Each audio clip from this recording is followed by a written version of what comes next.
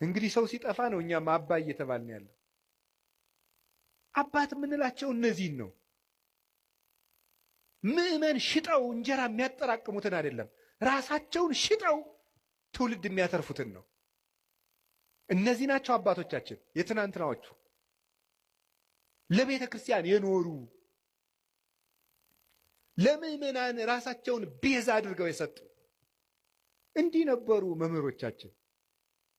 ደጋፊ የሚያደራጁ፣ ቲፎዞ የሚያደራጁ፣ እኔ ተነካው ውጡልኝ የሚሉ አልነበሩም።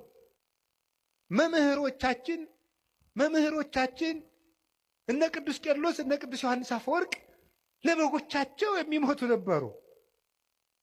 እነዚህ ናቸው መምህሮቻችን። እነዚህን ነው ማሰብ። ማን እንደላከው የማይታወቀው ሁሉ ሐሳብ አመጣ ቁጥር መረበሽ የለባቸውም።